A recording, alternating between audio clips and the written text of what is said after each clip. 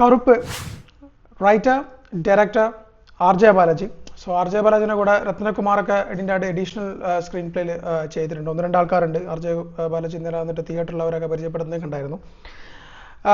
സൂര്യ ഒരു 10-13 കൊല്ലമായിട്ട് സൂര്യ വന്നിട്ട് ഒരു പ്രോപ്പർ ഔട്ടിംഗ് ആയിട്ട് ഇങ്ങനെ വെയിറ്റ് ചെയ്തുകൊണ്ടിരിക്കുകയാണ്. ഇടയിൽ സൂര്യ റിപ്പോർട്ടറൊക്കെ നമുക്ക് ഭയങ്കരമായിട്ടുള്ള സംഭവങ്ങളൊക്കെ വന്നെങ്കിലും കൂടി JBയും അതൊക്കെ വന്നെങ്കിലും കൂടി ഒരു പ്രോപ്പർ തിയേറ്ററിക്കൽ പരിപാടി സൂര്യയുടേതായിട്ടൊരു തിയേറ്ററിക്കൽ പരിപാടി കണ്ടിട്ടും അതൊരു ഓക്കെ അല്ലെങ്കിൽ കുഴപ്പമില്ല എന്ന് പറയുന്ന പെർസ്പെക്റ്റീവിലേക്ക് വന്നിട്ട് തന്നെ ഒരു 10-13 വർഷമായിട്ടുണ്ടെങ്കിൽ സിംഗം 2 ഒക്കെ കഴിഞ്ഞതിന് ശേഷം അത്തരത്തിലുള്ളൊരു ഒരു കൊമേഴ്ഷ്യൽ പരിപാടി കിട്ടിയോ എന്നുള്ളത് കുറച്ച് സംശയമാണ്. സോ സൂര്യയുടെ കൂടെ തന്നെ തൃഷ ഒരു ക്യാരക്ടർ ചെയ്യുന്നുണ്ട്. നമ്മുടെ മലയാളത്തിൽ നിന്ന് ഇൻട്രൻസ് ഒരു ക്യാരക്ടർ ചെയ്യുന്നുണ്ട്. ശിവതയുണ്ട്. ശ്വാസിക ഒരു ക്യാരക്ടർ ചെയ്യുന്നുണ്ട്. അതുപോലെ തന്നെ വന്നിട്ട് മൻസൂർ അലി ഖാൻ.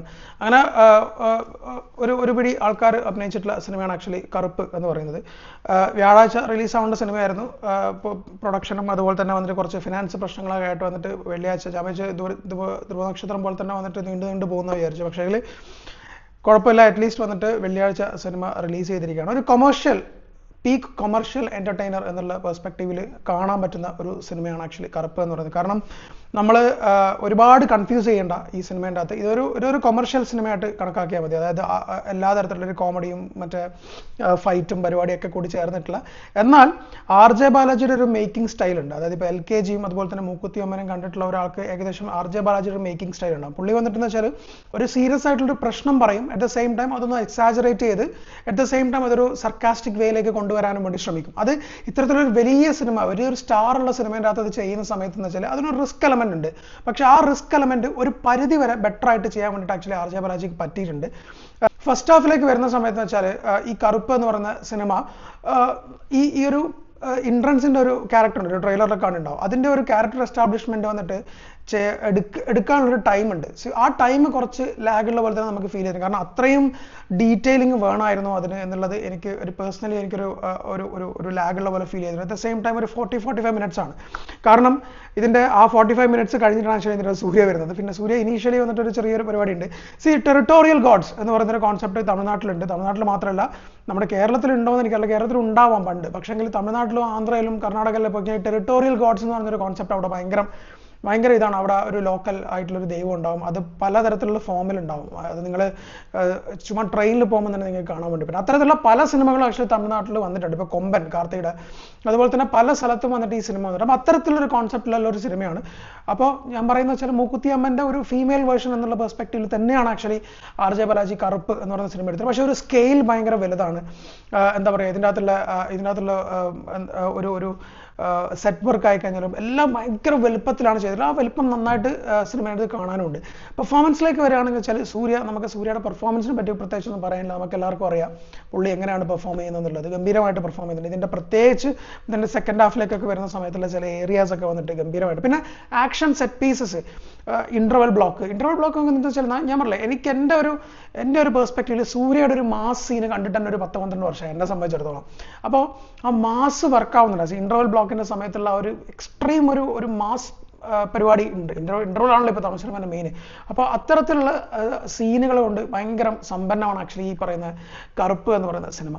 വില്ലന്റെ സ്ഥാനത്തേക്ക് ആക്ച്വലി RJ ബാലാജിയാണ് വരുന്നത്. എനിക്ക് എപ്പോഴും ഒരു ഡൗട്ട്ഫുൾ ആയിട്ടുള്ള ഒരു പരിപാടിയായിരുന്നു ഈ ട്രെയിലർ കണ്ടപ്പോഴൊക്കെ തന്നെയും ഈ ഓവറാകുമോ. കാരണം പക്ഷേ RJ ബാലാജി അത് ഒരു രസത്തിൽ ചെയ്തിട്ടുണ്ട്. കാരണം RJ ബാലാജി ഒരു മെയിൻ അല്ല, ഒരു വലിയൊരു സിസ്റ്റത്തിന് അഗെയിൻസ്റ്റ് ആയിട്ട് വർക്ക് ചെയ്യുന്ന ഒരു പെർസ്പെക്റ്റീവിലാണ് ശരിക്കും പറഞ്ഞാൽ ആക്ച്വലി ഈ സിനിമയിലേക്ക് കറുപ്പ് എന്ന് പറയുന്ന ക്യാരക്ടർ സൂര്യ വരുന്നത്. പറയില്ലേ, സൂര്യ ഒരു വക്കീലായിട്ട് വരുന്ന അറ്റ് ദ സെയിം ടൈം ഒരു ഡയറ്റി അല്ലെങ്കിൽ ഈ പറയുന്ന ഒരു കറുപ്പ് എന്ന് പറയുന്ന കോൺസെപ്റ്റിൽ വരികയും ചെയ്യുന്നുണ്ട്.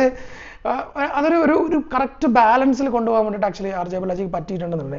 ഈ സിനിമേൻ്റെ അത് പ്രശ്നം ഞാൻ പറഞ്ഞ ലാഗും അതുപോലെ തന്നെ അതൊരു ഓവർ ദ ടോപ്പ്, അല്ലെങ്കിൽ എന്ന് വെച്ചാൽ പറയില്ല ലാർജർ ദാൻ ലൈഫ് ക്യാരക്ടേഴ്സ് ആയിട്ടുള്ള ആൾക്കാരാണ് ഈ സൂര്യൊക്കെ അതിനകത്ത്. അപ്പോൾ അതുകൊണ്ട് തന്നെ കുറച്ചൊരു എക്സാജറേഷൻ ചിലപ്പോൾ കാണുന്ന ആൾക്കാർക്ക് ഫീൽ ചെയ്യാം. പക്ഷേ അറ്റ് ദ സെയിം ടൈം ഈ ഡയറ്റി എന്ന് പറയുന്ന കോൺസെപ്റ്റിനെ പറ്റി, അല്ലെങ്കിൽ ടെറിട്ടോറിയൽ ഗോഡ്, അതായത് ഈ പറയുന്ന ഒരു ടെറിട്ടറിക്ക് ഒരു ഗോഡ് എന്നുള്ള രീതിയിലുള്ള ആ ഒരു കോൺസെപ്റ്റ് അത് തമിഴ് കൾച്ചറിനോട് ചേർന്ന് നിൽക്കുന്ന ഒരു കോൺസെപ്റ്റാണ്. കാരണം ഞാൻ പല സ്ഥലത്തും അത് പോയി കണ്ടിട്ടും അവിടുത്തെ വഴിപാടി മട്ടനൊക്കെ വെട്ടി ബിരിയാണി ഉണ്ടാക്കി കഴിക്കുന്ന പരിപാടിയൊക്കെ ഉണ്ട്. അപ്പോൾ അത്തരത്തിലുള്ളൊരു കോൺസെപ്റ്റ് നമ്മളെ മോറോലെസ് നമ്മുടെ തെയ്യം പോലെ തന്നെയാണ്. പക്ഷെ അവിടെ ഒരു ഫോക്ലോർ ഇല്ല എന്ന് മാത്രമേ ഉള്ളൂ.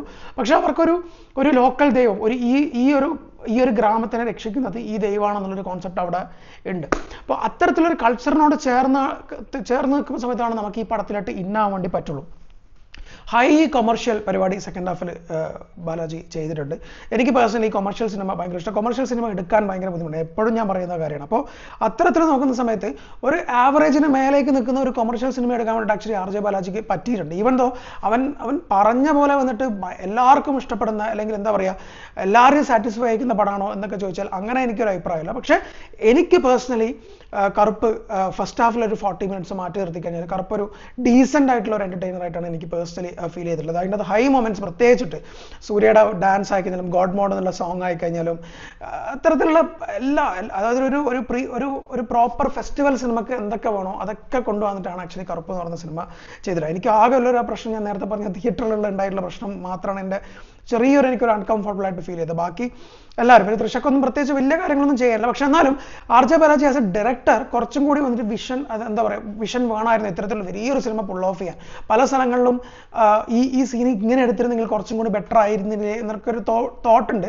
അത് സീൻ കൺവേ ചെയ്തതിൻ്റെ ചില പ്രശ്നങ്ങൾ, പക്ഷെ അവൻ ഭയങ്കരമായിട്ട് കൺവേ ചെയ്യുന്നതിൻ്റെ ഏറ്റവും വലിയ ഉദാഹരണം എന്ന് പറഞ്ഞാൽ ഇതിൻ്റെ ക്ലൈമാക്സിലുള്ള പോർഷൻസ് ആണ്. കാരണം ഇത് പറഞ്ഞ് കൺവിൻസ് ചെയ്യാൻ ഭയങ്കര ബുദ്ധിമുട്ടാണ്. അപ്പോൾ അത് സൂര്യ അതിഗംഭീരമായിട്ട് ആക്ച്വലി ചെയ്തിട്ടുണ്ട്.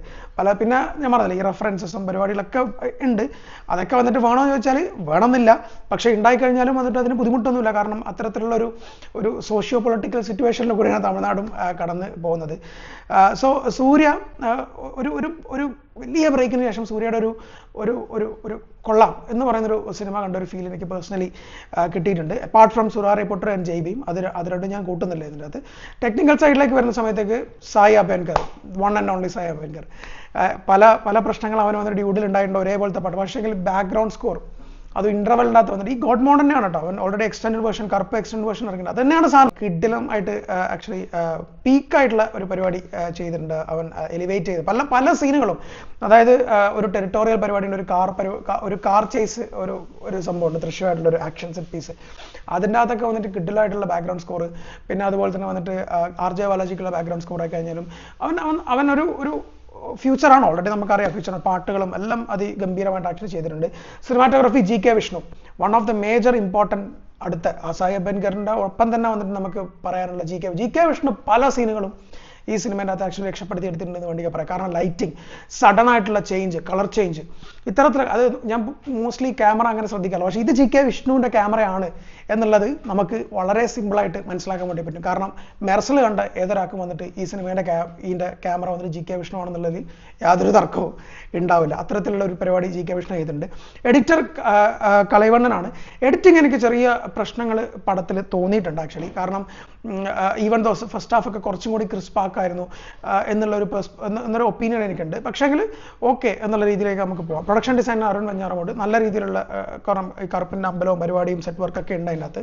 ആകെ മൊത്തത്തിൽ ആർ.ജെ. ബാലാജി ഒരു പ്യുവർ കൊമേഴ്ഷ്യൽ പരിപാടി ഡെലിവർ ചെയ്തിട്ടുണ്ടെന്നാണ് എനിക്ക് പേഴ്സണലി തോന്നിയിട്ടുള്ളത്. നമുക്ക് ഈ കേരളത്തിലുള്ള ആൾക്കാർക്കോ അല്ലെങ്കിൽ നമ്മളെ കേരള ഓഡിയൻസിന് ഇത് എത്രത്തോളം വർക്കാവുന്നുള്ളത് എനിക്ക് ലിറ്ററലി അറിയില്ല. പക്ഷെ ഒരു കൊമേഴ്ഷ്യൽ സിനിമ എന്നുള്ള രീതിയിൽ ഒരു സൂര്യയുടെ ഒരു ഹൈ കൊമേഴ്ഷ്യൽ സിനിമ എന്നുള്ള രീതിയിൽ. കാരണം നമ്മൾ എന്ത് തന്നെ ആയിക്കഴിഞ്ഞാൽ ഈ വണ്ണും അതുപോലെ തന്നെ നമ്മുടെ ഈ റെട്രോവും ഇതൊക്കെ ഇങ്ങനത്തെ സിനിമകളൊക്കെ ചെയ്തു കഴിഞ്ഞാലും ഇതൊരു വൈഡർ ഓഡിയൻസിലേക്ക് എത്തില്ല. പക്ഷേ ഇപ്പോൾ കറുപ്പ് നമ്മൾ ബുക്ക് മൈ ഷോയിലൊക്കെ നോക്കിയാൽ 35-40K അവർ. അതെന്തുകൊണ്ടെന്ന് വെച്ചാൽ കൊമേഴ്ഷ്യൽ സിനിമയ്ക്കുള്ള ഒരു സ്വീകാര്യതയാണ്. അത് എപ്പോഴും അത് നമ്മൾ വന്നിട്ട് ഇതെന്താണ് ഇത് വന്നിട്ട് തെലുങ്ക് പടം അങ്ങനെയൊന്നുമല്ല. അതൊരു പ്രോപ്പർ എൻ്റർടൈൻമെൻറ്റ് എന്നുള്ള പെർസ്പെക്റ്റീവിൽ നമ്മൾ എടുക്കുമ്പോൾ എല്ലാ സിനിമയല്ല, കൊമേഴ്ഷ്യൽ പടത്തിൽ തന്നെ വൃത്തിയായിട്ട പടങ്ങളും വരാറുണ്ട്. But at the same time ഒരു എൻ്റർടൈൻമെൻറ്റ് പെർസ്പെക്റ്റീവിൽ വരുന്ന സമയത്ത് കറുപ്പ് ഒരു തവണ കാണാവുന്ന ഒരു സിനിമയായിട്ടാണ് എനിക്ക് പേഴ്സണലി തോന്നിയിട്ടുള്ളത്. സൂര്യയുടെ ഒരു വലിയ കംബാക്ക്, വലിയൊരു സ്പേസ് സൂര്യക്ക് അവിടെ ഉണ്ട്. സോ അത് വന്നിട്ട് സൂര്യ ഇത്തരത്തിലുള്ള സിനിമകളും വേണം. അതായത് സൂര്യയുടെ ഭയങ്കര കൊമേഴ്ഷ്യൽ ആയിട്ടുള്ള സിനിമകളും എൻജോയ് ചെയ്തിട്ടുണ്ട്. കാരണം സിംഗം 2 സിംഗം 1 ഒക്കെ നമ്മൾ എൻജോയ് ചെയ്തിട്ടുണ്ട്. വലിയ പീക്ക് അയൺ അതൊക്കെ നമ്മൾ എൻജോയ് ചെയ്തിട്ടുണ്ട്. അപ്പോൾ അത്തരത്തിലുള്ള സിനിമയും വേണം. സൂര്യ വന്നിട്ട് ഡീവിയേറ്റ് ആയി പോകരുത് എന്നുള്ളതാണ് എനിക്ക് പേഴ്സണലി പറയാനുള്ളത്. സോ വെരി ഹാപ്പി സൂര്യയുടെ ഒരു വലിയ തിരിച്ചുവരവ് കാണാൻ പറ്റുന്നുണ്ട്. ഈ അറ്റ്ലീസ്റ്റ് ഈ 3 ദിവസങ്ങളിലെങ്കിലും, തിങ്കളാഴ്ച എങ്ങനെ ഹോൾഡ് ആവും നമുക്കറിയില്ല, ഈ 3 ദിവസം വന്നിട്ട് കറുപ്പിന് ബ്ലാസ്റ്റ് ആണെന്നാണ് എനിക്ക് പേഴ്സണലി തോന്നുന്നത്. സായ് അഭ്യൻകർ, GK വിഷ്ണു, RJ ബാലാജി ഇവരൊക്കെ ഒരു വലിയ എഫേർട്ട് ഇതിനകത്ത്, എസ്പെഷ്യലി RJ ബാലാജി ഇതിനൊക്കെ അറിഞ്ഞുകൊണ്ട് വന്നേക്കെ ഭയങ്കരമായിട്ടുള്ള അതൊക്കെ ഒരു പക്ഷേ പടത്തിന് ബൂസ്റ്റ് ആയിട്ടുണ്ടെന്ന് എനിക്ക് തോന്നുന്നുണ്ട്. ഈവൻ ഞാൻ പോലും പറയുന്ന സമയത്ത് എന്താണ് ഒരു പ്രശ്നമില്ല ഈ സിനിമക്ക്, അങ്ങനെയല്ല, നമ്മൾ ഒരു വൺ ടൈം കാണാൻ പറ്റുന്ന സിനിമ എന്നുള്ള രീതിയിൽ ഒരു ഹൈ കൊമേഴ്ഷ്യൽ ആയിട്ടുള്ള നല്ല മാസ് മൊമെന്റ്സ് വർക്കാവുന്ന ഒരു സിനിമയായിട്ടാണ് എനിക്ക് പേഴ്സണലി തോന്നിയിട്ടുള്ളത്. അപ്പാർട്ട് ഫ്രം നിങ്ങൾക്ക് ഈ ടെറിട്ടോറിയൽ ഗോഡിൻ്റെ ആ പ്രശ്നം നിങ്ങൾക്ക് മനസ്സിലാവുന്നില്ല, അല്ലെങ്കിൽ അത് നിങ്ങൾക്ക് കണക്ട് ആവുന്നില്ല എന്നുണ്ടെങ്കിൽ ചിലപ്പോൾ നിങ്ങൾക്ക് നിരാശ തോന്നിയേക്കാം. അല്ലാതെ ഒരു പ്രോപ്പർ കൊമേഴ്ഷ്യൽ സിനിമയായിട്ടാണ് എനിക്ക് കറുപ്പ് വന്നിട്ട്. ഇന്ദ്രൻസ് വളരെ നന്നായിട്ട് ചെയ്തിട്ടുണ്ട്. പുള്ളി ഭയങ്കര വിചാരിച്ചതിനെക്കാട്ടും കൂടുതൽ ക്യാരക്ടർ ഉള്ള പോലെ തോന്നി, പക്ഷെ നന്നായിട്ട് ചെയ്തിട്ടുണ്ട് ആക്ച്വലി. സോ സൂര്യയുടെ ഔട്ടിംഗ് വിത്ത് RJ ബാലാജി ഒരു തമിഴ്നാട്ടിൽ വലിയൊരു തൂക്ക് നടന്നുകൊണ്ടിരിക്കുകയാണ് ആസ് പെർ ഇപ്പം നമ്മൾ സംസാരിച്ചുകൊണ്ടിരിക്കുന്ന സമയത്ത്. സോ കറുപ്പ് is definitely one time decent watch എന്ന് വേണമെങ്കിൽ പറയാം. സോ ഡു വാച്ച് കറുപ്പ് ഇൻ യുവർ തിയേറ്റേഴ്സ്.